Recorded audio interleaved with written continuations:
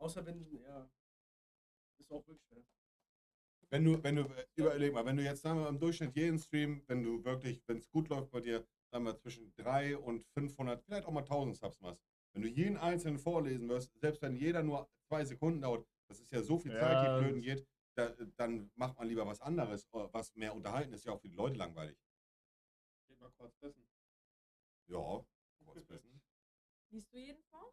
ich versuch's.